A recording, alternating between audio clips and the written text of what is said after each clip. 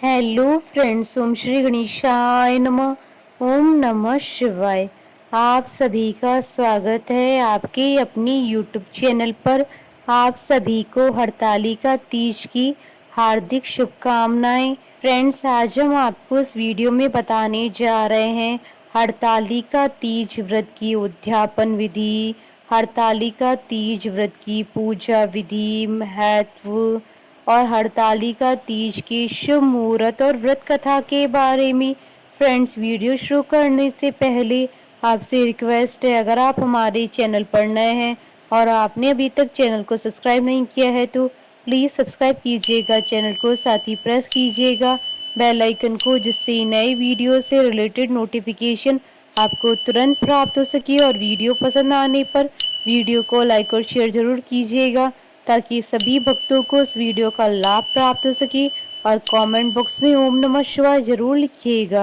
हरतालिका तीज का व्रत भाद्रपद मास की शुक्ल पक्ष की तृतीय तिथि को रखा जाता है। यह व्रत विशेष रूप से शादीशुदा महिलाएं और कुंवारी कन्याएं करती हैं। पति की लंबी उम्र के लिए, सौभाग्य की प्राप्ति के लिए और घर की सुख समृद्धि के वास के लिए यह व्रत किया जाता है। अविवाहित लड़कियां इस व्रत को मनचाहा वर पाने के उद्देश्य से करती हैं। इस साल हरतालिका तीज 9 सितंबर 2021 गुरुवार के दिन है।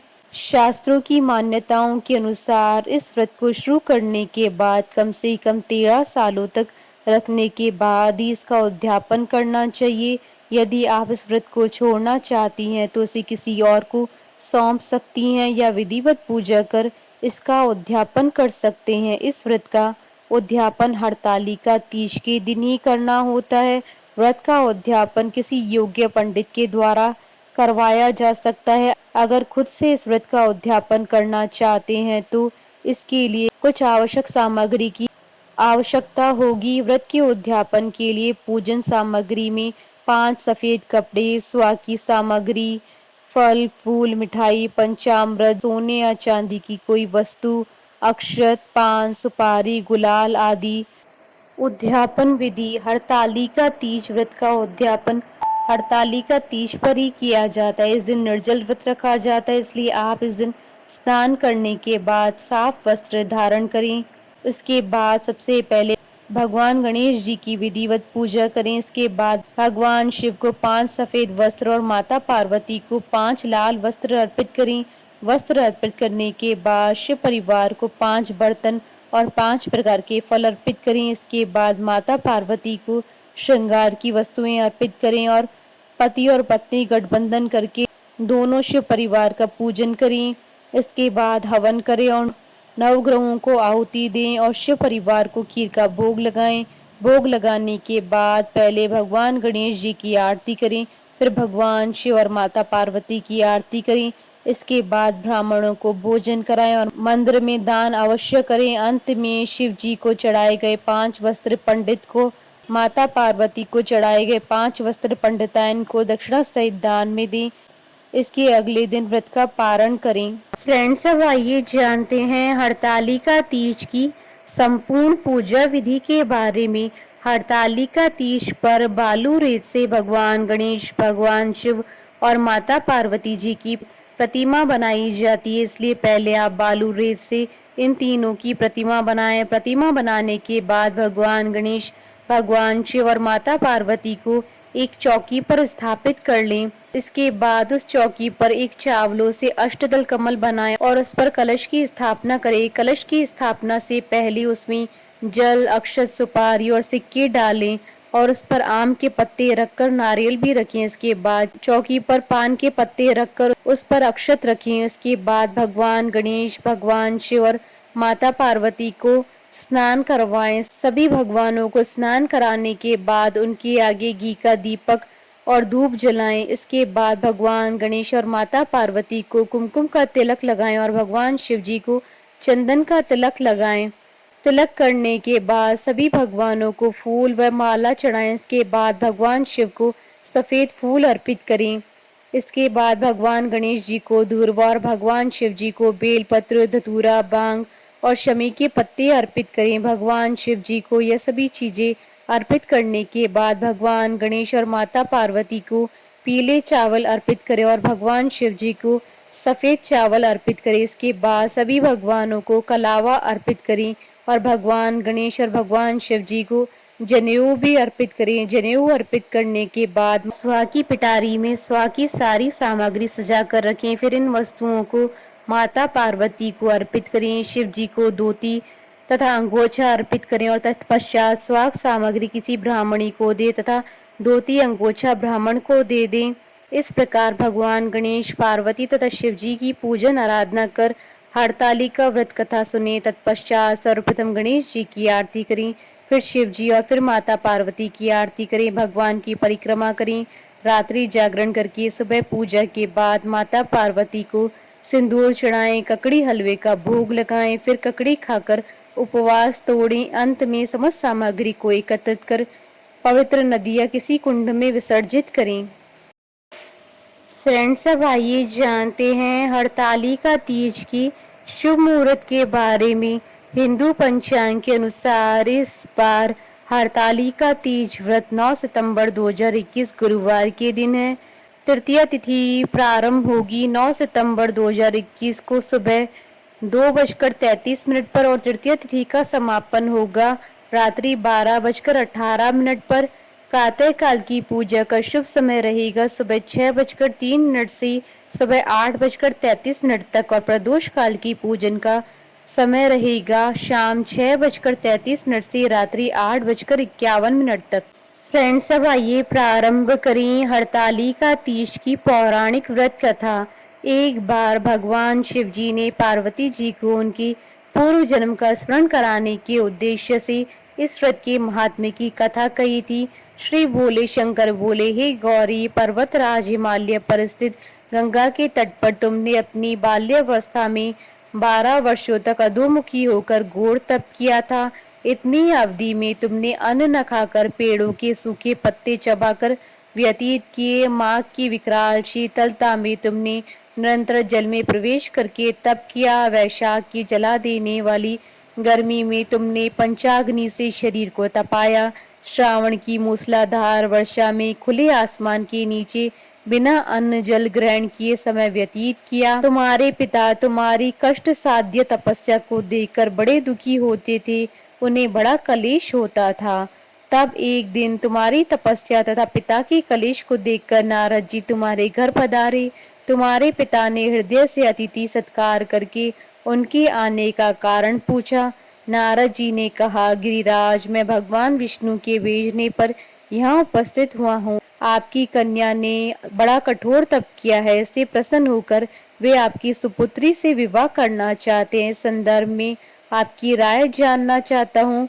नारद जी की बात सुनकर गिरिराज गदगद हो उठे। उनके तो जैसे सारे कलेश ही दूर हो गए। प्रसन्नचित होकर वे बोले, श्रीमान, यदि स्वयं विष्णु मेरी कन्या का वरण करना चाहते हैं तो भला मुझे क्या आपत्ति हो सकती है। वे तो साक्षात ब्रह्म है। हे महर्षि, यह तो हर पिता की इच्छा होती है कि उसकी पुत्री सुख संपदा से युक्त पति के घर की लक्ष्मी बने। पिता की सार्थकता इसी में है कि पति के घर जाकर उसकी पुत्री पिता के घर से अधिक सुखी रहे। तुम्हारे पिता की स्वीकृति पाकर नारद जी विष्णु जी के पास गए और उनसे तुम्हारे ब्याह के निश्चित होने का समाचार सुनाया। मगर इस विवाह के संबंध की बात जब तुम्हारे कान में पड़ी तो तुम्हारे दुख का ठिकाना ना रहा। तुम्हारी एक सखी ने तुम्हारी इस मानसिक दशा को समझ लिया और उसने तुमसे उस विक्षिप्तता का कारण जानना चाहा। तब तुमने बताया, मैंने सच्चे हृदय से भगवान शिव शंकर का वरण किया है, किंतु मेरे पिता ने मेरा विवाह विष्णु जी के साथ निश्चित कर दिया है। मैं विचित्र धर्म संकट में हूँ, अब क्या करूँ। प्राण छोड़ देने के अतिरिक्त अब कोई भी उपाय शेष नहीं बचा है। तुम्हारी सखी बड़ी ही समझदार और सूझबूझ वाली थी। उसने कहा, सखी, प्राण त्यागने का इसमें कारण ही क्या है। संकट के मौके पर धैर्य से काम लेना चाहिए। नारी के जीवन की सार्थकता इसी में है कि पति रूप में हृदय से जिसे एक बार स्वीकार कर लिया, जीवन पर्यंत उसे ही निर्वाह करे। सच्ची आस्था और एक निष्ठा के समक्ष तो ईश्वर को भी समर्पण करना पड़ता है। मैं तुम्हें घनघोर जंगल में ले चलती हूँ, जो साधना स्थली भी हो। और जहाँ तुम्हारे पिता तुम्हें खोज भी ना पाए वहां तुम साधना में लीन हो जाना। मुझे विश्वास है कि ईश्वर अवश्य ही तुम्हारी सहायता करेंगी। तुमने ऐसा ही किया। तुम्हारे पिता तुम्हें घर न पाकर बड़े दुखी तथा चिंतित हुए। वे सोचने लगे कि तुम जाने कहाँ चली गई। मैं विष्णु जी से उसका विवाह करने का प्रण कर चुका हूँ। यदि भगवान विष्णु बारात लेकर आ गए और कन्या घर पर न हुई तो बड़ा अपमान होगा। मैं तो कहीं मुंह दिखाने के योग्य भी नहीं रहूंगा। यही सब सोचकर गिरिराज ने जोर शोर से तुम्हारी खोज शुरू करवा दी। इधर तुम्हारी खोज होती रही और उधर तुम अपनी सखी के साथ नदी के तट पर एक गुफा में मेरी आराधना में लीन थी। भाद्रपद शुक्ल तृतीया को हस्त नक्षत्र था।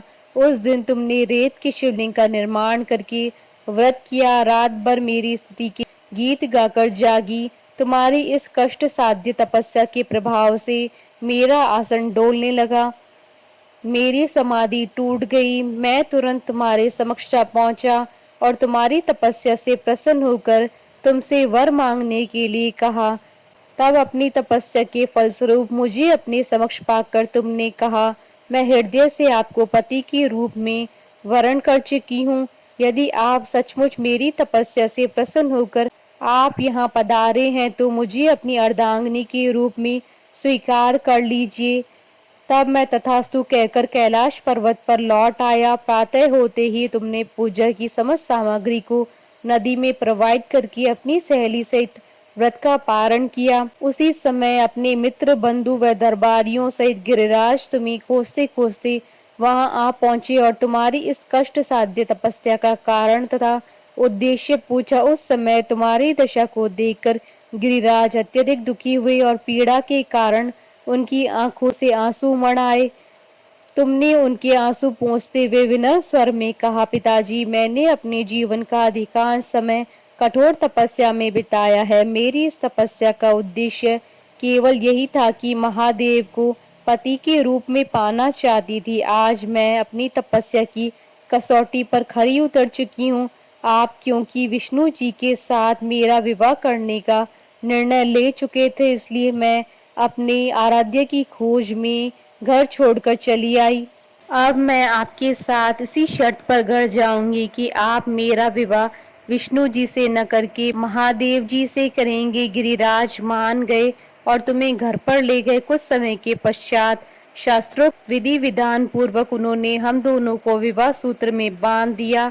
हे पार्वती, भाद्रपद की शुक्ल तृतीया को तुमने मेरी आराधना करके जो व्रत किया था उसी के फलस्वरूप मेरा तुमसे विवाह हो सका। भगवान शिव ने आगे कहा, हे पार्वती, भाद्रपद की शुक्ल तृतीया को तुमने मेरी आराधना करके जो व्रत किया उसी की परिणाम स्वरूप हम दोनों का विवाह संभव हो सका। इस व्रत का महत्व यह है कि मैं इस व्रत को पूर्ण निष्ठा से करने वाली प्रत्येक स्त्री को मनोवांछित फल देता हूँ। भगवान शिव ने पार्वती जी से कहा, इस व्रत को जो भी स्त्री पूर्ण श्रद्धा से करेगी उसे तुम्हारी तरह अचल सुहाग प्राप्त होगा। इस व्रत को हरतालिका इसलिए कहा जाता है क्योंकि पार्वती की सखी उन्हें पिता और प्रदेश से हरकर जंगल में ले गई थी। हरत अर्थात हरण करना और तालिका अर्थात सखी। बोलिए भगवान शंकर माता पार्वती जी की जय। हमारे साथ इस वीडियो में अंत तक बने रहने के लिए आपका धन्यवाद। ओम श्री गणेशाय नमः। ओम नमः शिवाय।